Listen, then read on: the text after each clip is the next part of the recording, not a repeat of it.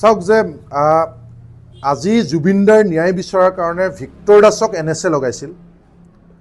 আজিৰ দিনটোত এটা কবিতা লিখাৰ কাৰণে বৰখাস্তি বুঢ়াগোহাঁইক দেশদ্ৰোহিতাৰ গোচৰত তেখেতক গ্ৰেপ্তাৰ কৰি জেল হাজতলৈ প্ৰেৰণ কৰিছিল।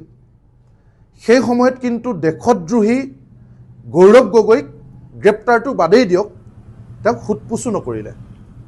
অথচ সেই দেশদ্ৰোহীৰ বিৰুদ্ধে এতিয়া মুখ্যমন্ত্ৰী ডাঙৰীয়াই যিখন ভাওনা কৰিছে যেন আজি অসমত আৰু বেলেগ কোনো বিষয় নাই, এতিয়া গৌৰৱ গগৈ দেশদ্ৰোহী অসমত সোমাই আছে, গৌৰৱ গগৈ এতিয়া গোটেই অসমখন ভাৰতখন একদম পাকিস্তানৰ এজেণ্ট হৈ শেষ কৰি পেলাব, আমাক একদম যেন খাওঁ আৰু এই গোটেই বিষয়টোৱে আপোনালোকে দেখিলে যে যেতিয়া মুখ্যমন্ত্ৰীগৰাকীক প্ৰশ্ন কৰিলে যে আপুনি কিয় আজি ইমান দিনে যদি ইমানেই দেশদ্ৰোহী সোমাই আছে অসমৰ ভিতৰত তেতিয়াহ'লে কিয় আপুনি ব্যৱস্থা নল'লে?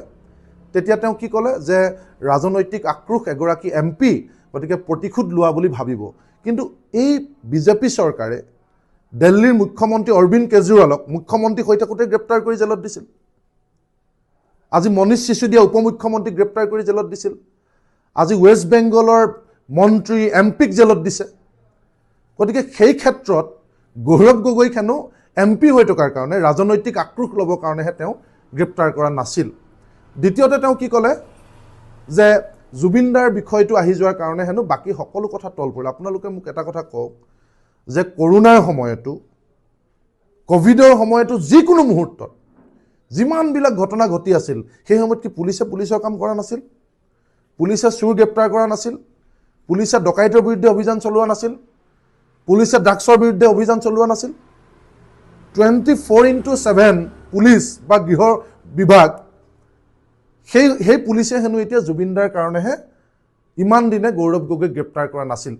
এই দুটা দিনত যিখিনি আমি মুখ্যমন্ত্ৰীগৰাকীৰ পৰা শুনি আছোঁ, তাৰপিছতে ক'লে যে এই বিষয়টো যে আমি অসম চৰকাৰে কৰিব পৰা বিষয় নহয়। আৰে 12 বছৰ ধৰি 12 বছৰ আগতেই যদি এই ধৰণে গৌৰৱ গগৈ ঘটনা ঘটিছিল আৰু মুখ্যমন্ত্ৰীয়ে যদি জানেই যে এইটো অসম চৰকাৰৰ বিষয় নহয়, তেতিয়াহ'লে ইমান টকা পইচা খৰচ কৰি ব্যাগুম বিষয়া পুলিচ বিষয়া দি কাৰ ধন খৰচ কৰি SIT গঠন কৰিলে?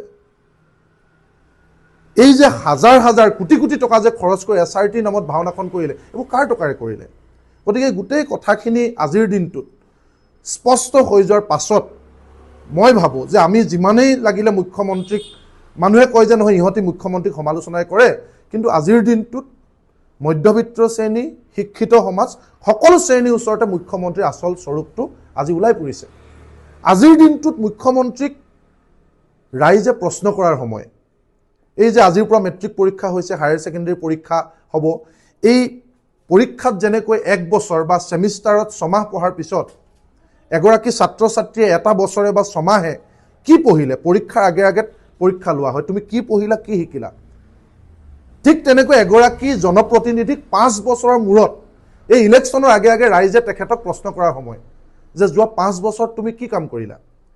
এতিয়া আমি চৰকাৰখনক প্ৰশ্ন কৰাৰ সময় যে বিদেশী কেইজন খেদিলা, 6 জনগোষ্ঠীক জনজাতিকৰণ কৰিলা নে নাই, মেহেংগাই কম কৰেংগে বুলি কৈছিলা, বস্তুৰ দাম কিমান কমিল, নিমখৰ দাম কিমান বাঢ়িলে, এটা ডিমৰ দাম 10-12 টকা হ'ল, নদীবান্ধ বন্ধ কৰিম বুলি কৈছিলে, নদীবান্ধ নিৰ্মাণ কৰি এতিয়া সম্পূৰ্ণ কৰিলে, অসমৰ মানুহক মাটি অধিকাৰ দিম বুলি কৈছিলে, জাতি মাটি ভেটিৰ কথা কৈ মুকেশ আম্বানী আজি গৌতম আদানী অনিল আম্বানীক অসমৰ মাটি সমজাই দিলে। এই প্ৰশ্নবিলাক যাতে আমি তেখেতক কৰিব নোৱাৰোঁ, সেইকাৰণে এহাতেদি হিন্দু মুছলমান অন্য হাতেদি এতিয়া পাকিস্তান, এই গোটেই কথাখিনি কৈ অসমৰ মানুহক আচল সমস্যাৰ পৰা আঁতৰাই ৰাখিবৰ কাৰণে এখন ভাওনা সৃষ্টি কৰিছে। এই ভাওনাখনত কোনো সচেতন মানুহক জাতি ধৰ্ম বৰ্ণ ভাষা নিৰ্বিশেষে অসমীয়া মানুহক মূৰ নগমাই আমি আচল কথা বতৰাবিলাক লৈ আমি আজি 10টা বছৰে বিজেপিয়ে যে আমাক ৰাম ঠগন দিলে, যিবিলাক প্ৰতিশ্ৰুতি দিছিলে এটাও কাম নকৰিলে, সেই কথাখিনি লৈ ইলেকশ্যনৰ আগত আমি প্ৰতিগৰাকী জনপ্ৰতিনিধিক আমাক ভোট বিচাৰি অহা প্ৰতিগৰাকী জনপ্ৰতিনিধিক আমি জবাবদিহি কৰিব লাগিব।